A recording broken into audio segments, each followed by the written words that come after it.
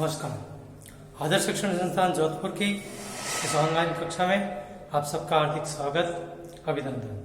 आज हम कक्षा 9वीं विषय सामाजिक विज्ञान पाठ 2 संविधान निर्माण इसके भाग 3 के बारे में अध्ययन करेंगे। अब इस पाठ से पहले हमने दक्षिण अफ्रीका के संविधान के बारे में पढ़ा, किन परिस्थितियों में वह संविधान का निर्माण हुआ।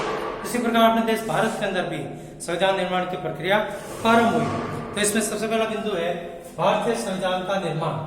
अपना जब देश आजाद हुआ उस समय की जो परिस्थितियां थी वो काफी विकट परिस्थितियां थी। जिस प्रकार से दक्षिण अफ्रीका के लोगों को संविधान बनाने में अनेक कठिन परिस्थितियों का सामना करना पड़ा, तो भारतीय संविधान निर्माताओं को भी कई प्रकार की विकट परिस्थितियों का सामना करना पड़ा, क्योंकि भारत अपना विशाल और विविधतापूर्ण वाला देश था और सब लोगों के अंदर सहमति बनाना वो भी आवश्यक था। अब उस समय अपन देखें, जिस समय अंग्रेजों की दास्ता से मुक्त हुआ भारत और स्वतंत्र होने पर भारत का धर्म के आधार पर बंटवारा किया गया। एक पाकिस्तान बना और दूसरा अपना देश भारत बना। और उस समय अपन देखें तो भारत के अंदर कम से कम इस बंटवारे के समय जो दंगे हुए उसमें कम से कम दोनों तरफ के 10 लाख से भी अधिक लोग इसके अंदर मारे गए थे। और उस समय भारत को आजाद करते समय अंग्रेजों द्वारा एक शर्त दे दी गई थी, जो भारत में अनेक देशी रियासतें थी उनके शासकों को यह कह दिया गया कि वो चाहे तो पाकिस्तान में मिले या भारत में मिले, ये उनकी इच्छा के ऊपर छोड़ दिया गया था, या वो स्वतंत्र भी रह सकते थे। तो इन सभी रियासतों का भारत के अंदर विलय करना ये भी काफी मुश्किल भरा काम था। लेकिन उस समय सौभाग्य से अपने देश के अंदर एक बहुत ही योग्य और प्रतिभाशाली जो मंत्री या राजनेता हुआ करते थे, वल्लभ भाई पटेल, सरदार वल्लभ भाई पटेल, जो कि भारत के प्रथम गृह मंत्री थे, उन्होंने काफी सूझबूझ से इन भारत की देशी रियासतों का भारत के अंदर विलय करने का कार्य प्रारंभ किया। अब संविधान निर्माण का रास्ता, अब अपन देखें जो सारी मुश्किलें भारत के अंदर बनी हुई थी, तो उन सब मुश्किलों का भारतीय संविधान निर्माणों को लाभ भी प्राप्त हुआ। क्योंकि दक्षिण अफ्रीका के अंदर जो संविधान निर्माण का दौर चल रहा था, वहां के लोगों को उसके अंदर सहमति बनाने के लिए काफी प्रयास करना पड़ा, लेकिन भारत के लोगों को इस प्रकार की सहमति के लिए विशेष प्रयास नहीं करना पड़ा, क्योंकि जो आजादी का आंदोलन अपने देश में चल रहा था, उस आजादी के आंदोलन के अंदर भी जो केवल विदेशी सत्ता को इस देश से बाहर उखाड़ फेंकने के लिए नहीं था, बल्कि सामाजिक जागरण और राजनीतिक गतिविधियां भी उसके अंदर प्रारंभ हो गई थी। राजनीतिक समूहों के द्वारा एक नई व्यवस्था उसके अंदर उत्पन्न की जा रही थी और नई व्यवस्थाओं को बढ़ने का कार्य भी उस आजादी के आंदोलन के अंदर प्रारंभ हो चुका था। और उस आजादी के आंदोलन में अनेक बिंदुओं पर अपने देश के लोगों के अंदर सहमति बनाने का प्रयास कर दिया गया था।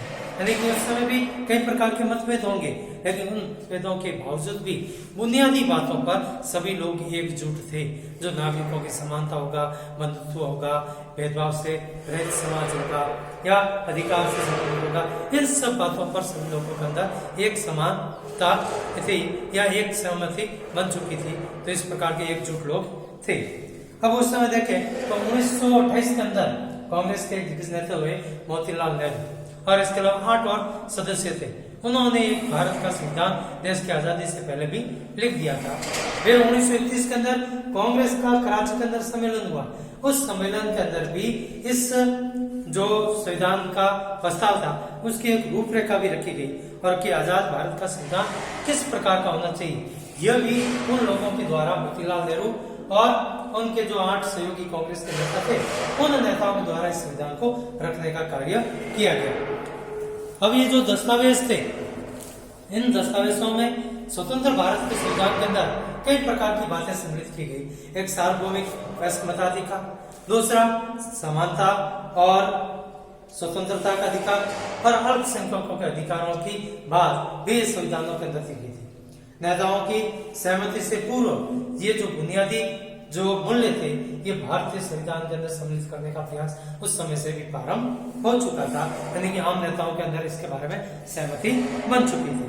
अब भारत में औपनिवेशिक शासन व्यवस्था जिस समय थी, उन औपनिवेशिक शासन व्यवस्था के अंदर अंग्रेजों ने भारत के अंदर शासन किस प्रकार से चलाया, इसके लिए कुछ राजनीतिक संस्थाओं का भी स्थापना की। उन्होंने भी यहाँ पर विधान परिसभाओं का गठन किया।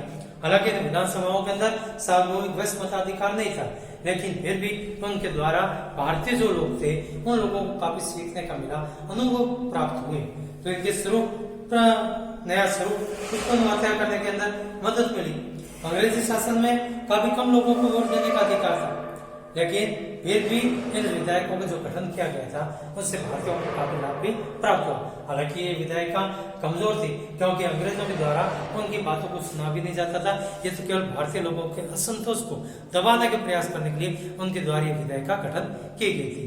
अब इस विधायक के अंदर देखें 1937 के बाद में जो ब्रिटेन शासन है उसमें जो बनी सरकारें थी वो पूरी तरह से लोकतांत्रिक नहीं थी। हालांकि प्रांतीय असेंबली में चुनाव कराए गए थे, लेकिन फिर भी वो पूरी तरह से लोकतांत्रिक नहीं थी, क्योंकि सभी लोगों को इसके अंदर वोट देने का अधिकार नहीं था। लेकिन भारतीयों को अपनी संस्थाएं और व्यवस्थाएं बनानी थी, उन्हें चलाना था। तो इस प्रकार से इन संस्थाओं के द्वारा भारतीयों के अंदर आत्मविश्वास आ गया और भारतीयों ने उन विचारों को, उन अनुभवों को अपने संविधान के अंदर भी स्थान दिया। कई विदेशी देशों से जैसे अपन देखें तो फ्रांसीसी क्रांति के आदर्श, ब्रिटेन के संसदीय लोकतंत्र कामकाज और अमेरिका की जो अधिकारों की सूची है उसे भारतीय संविधान के अंदर स्थान दिया गया।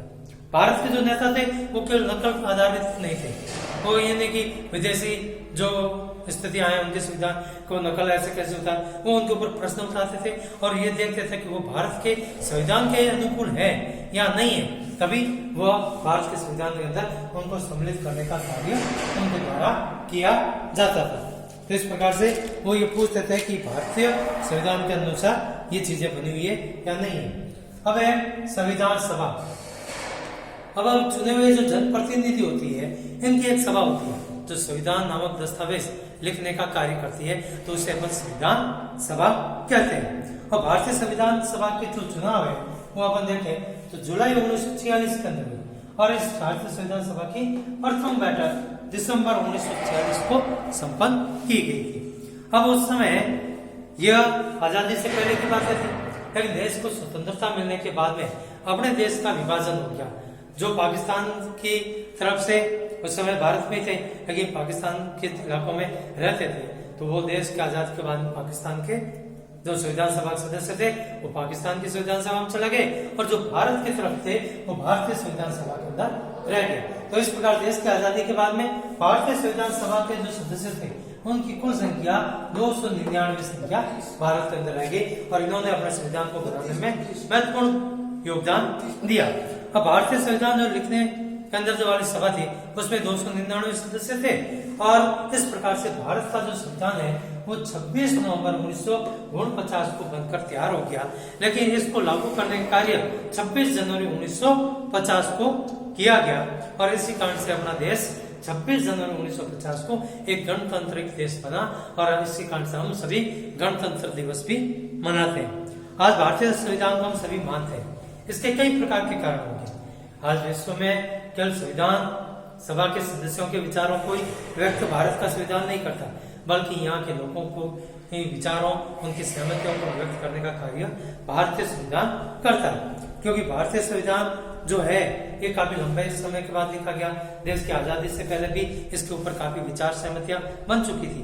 आज विश्व के अनेक देश होंगे, अन्य जो देश है उनको संविधानों को कई देशों को दोबारा लिखना पड़ा, क्योंकि उनके अंदर व्यापक सहमतियां नहीं बनी। कई लोगों ने उसका विरोध किया, लेकिन भारत के संविधान के अंदर, मूल संविधान के अंदर किसी प्रकार का परिवर्तन नहीं किया गया। और विश्व के अंदर अनेक जो दूसरे देश हैं उनके अंदर जो संविधान है उन संविधानों को केवल कागज का टुकड़ा मात्र मानते हैं। कई लोग संविधान के ऊपर आचरण भी नहीं करते। अब भारत का जो संविधान है ये उससे अलग है, क्योंकि इसमें जो सामाजिक समूह है वो संविधान के कुछ प्रावधानों पर प्रश्न जरूर उठाए होंगे, लेकिन भारत के अंदर जो बड़े सामाजिक समूह है या राजनीतिक दल है उनके द्वारा संविधान की वैधता पर कोई भी प्रश्न नहीं उठाया गया। तो इस पर यह संविधान की अपने आप के अंदर एक असाधारण उपलब्धि मानी जाती है। अब दूसरा कारण इसमें देखें तो भारत का संविधान भारत के लोगों का प्रतिनिधित्व नहीं करता। ये मानते हैं कि प्रतिनिधित्व कर रहा है कि भारत का जो संविधान है इसमें सार्वभौमिक मताधिकार के आधार पर नहीं था, संविधान सभा के सदस्यों का चुनाव प्रत्यक्ष रूप से नहीं हुआ, जबकि प्रांतीय असेंबली के द्वारा जो चुने हुए प्रतिनिधि थे उन्होंने संविधान सभा के सदस्यों का चुनाव किया गया, जो कि भारत के अंदर 299 सदस्य संख्या थी। अब इसमें जो भारत देश के सभी भौगोलिक क्षेत्र है उन सब का प्रतिनिधित्व इसके अंदर नहीं था।